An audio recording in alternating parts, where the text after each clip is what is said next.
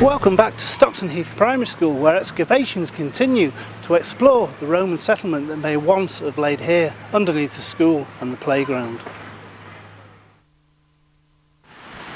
Okay, I'm here this morning with Dr. Fiona Grant, Site Supervisor. Dr. Grant, can you tell me a bit more what's been happening at the site recently since my last visit 2 weeks ago?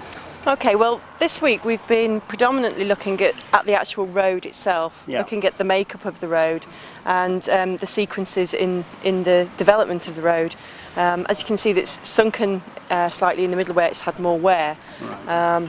So what we can tell by putting this slot through it is we can look at the repairs and we can look how it's widened and shifted slightly along the alignment. Yeah. And is it a major Roman route?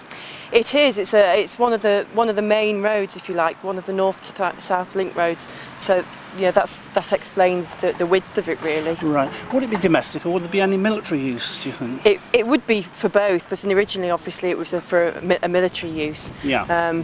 But it would have continued in use for domestic purposes as well. And there's some amazing curbstones coming out, I believe. They are. They're rather substantial, a lot bigger than we thought they were going to be. And what's interesting, we can actually see that the curb has actually shifted over time as we've had repairs and changes. And I assume that the sandstone would be sourced locally? It would be, yes. It would be a local stone. Yeah. What sort of timescale is there in actually building a Roman road of this sort? How long would it have taken them? I don't know.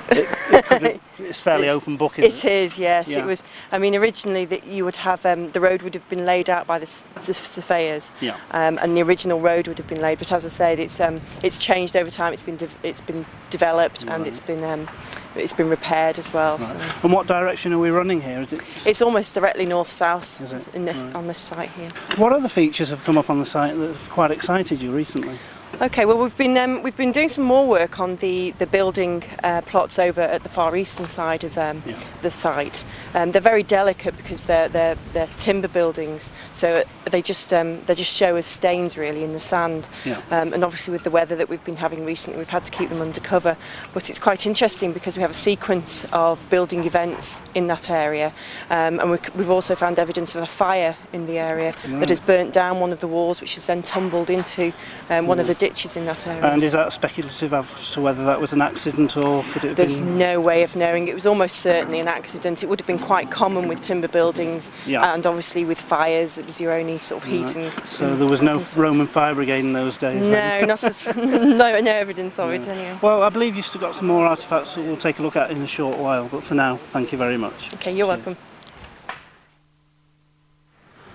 I'm here this morning also with Colin Sharrett, who's doing the metal detecting on site to try and recover the metal artefacts that could tell us a lot about what's been happening here.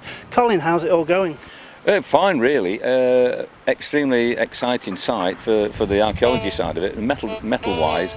With it being such a sensitive site, I'm not allowed to walk everywhere, but what I have detected, i.e. on this road, we've had coins out of there actually inside in the road, so that's very datable evidence, and some copper alloy fittings as well, which are obviously all gone away for identification. But it's we just keep hoping that stuff comes up as they dig into the road, and I'm here to check the spoil, of course, and work under the control of the archaeologists, of course. And how many days a week do you have to attend? I pop up here 2 or 3 times a week, see what's going on. If there's nothing, I'll nip off down to Chester, working with guys in the Grosvenor Park at the moment, with Dan Garner and Chester County Council there. So. But this is another example of metal detecting and archaeology working together hand in hand. Yeah.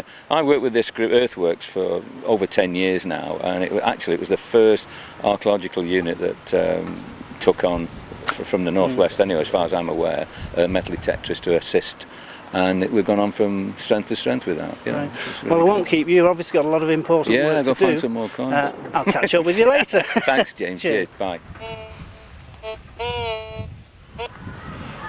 From a very windy Stockton Heath, this is James Balme for Warrington.TV, Stockton Heath Primary.